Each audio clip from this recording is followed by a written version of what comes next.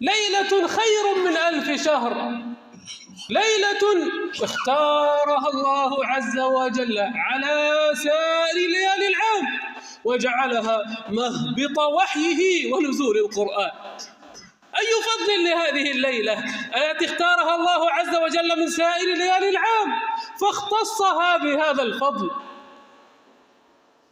فكان صلى الله عليه وآله وسلم لعلو منزلة هذه الليلة يتحراها حتى أنه في أول الأمر اعتكف الشهر كله رجاء أن يدرك فضل هذه الليلة، ثم أعلمه الله عز وجل بالوحي أنها في العشر الأواخر، فاعتكف العشر الأواخر صلى الله عليه وآله وسلم.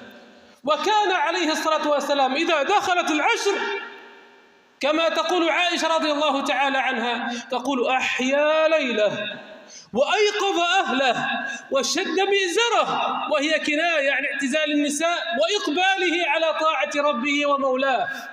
فكان هذا هديه صلى الله عليه وآله وسلم، يتفرغ في هذه الليالي العشر ولا يخص ليلة دون غيرها، وهو القائل صلى الله عليه وآله وسلم: التمسوا ليلة القدر في العشر الأواخر من رمضان. ثم ضيق فقال عليه الصلاة والسلام: التمسوا ليلة القدر في الوتر من العشر الأواخر من رمضان. نعم، ربما تكون ليلة 27 هي أرجى الليالي، ولكن لا يجزم بذلك.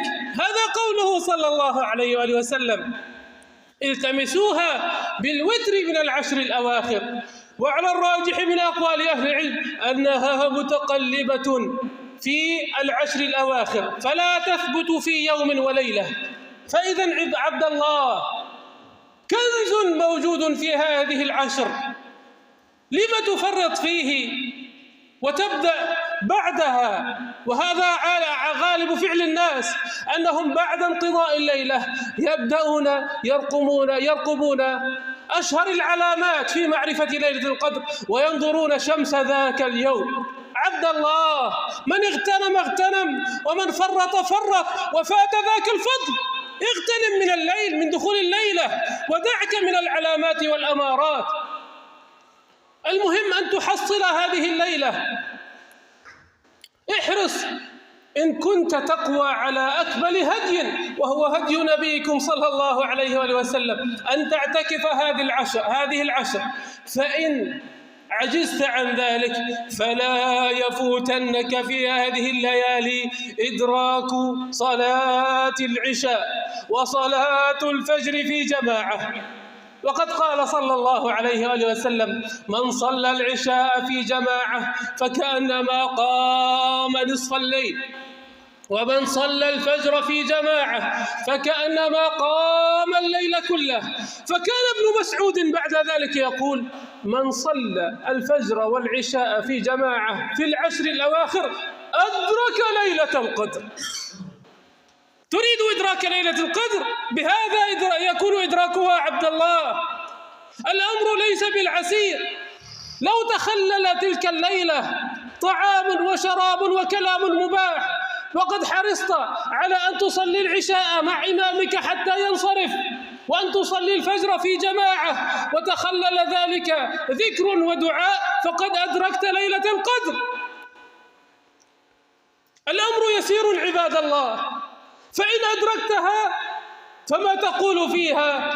يأتي هنا قول عائشة رضي الله تعالى عنها عندما سألت رسول الله صلى الله عليه وآله وسلم عن دعاء جامع تقوله إذا أدركت ليلة القدر، فقالت: يا رسول الله، أرأيت إن علمت أي ليلة هي ليلة القدر فما أقول فيها؟ فقال صلى الله عليه وآله وسلم: قولي: اللهم إنك عفو تحب العفو فاعف عني. إن عفى الله عز وجل عنك رحمك، وإن رحمك أدخلك جنته، وإن دخلت جنته فقد فزت فوزا عظيما. دعاء جامع علمه رسول الله صلى الله عليه وآله وسلم، لا يحتاج إلى سجع وإلى طول، ولا يحتاج إلى أن تمكث ساعات طوال تردد من الأدعية التي يكثر فيها أئمة إقامة المساجد على المصلين ويطيلون الوقت عليهم. لا والله، هذا خلاف هدي رسول الله صلى الله عليه وآله وسلم.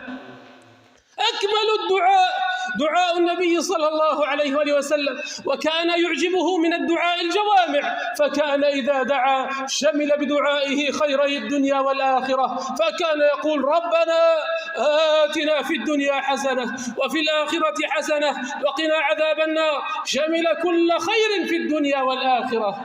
وفي ليلة القدر يقول: اللهم إنك عفو يتقرب إلى الله عز وجل بذكر فضله على عباده وعفوه لهم ومغفرته عنهم، ويقول: تحب العفو، والله عز وجل يحب العفو والصفح عن عباده.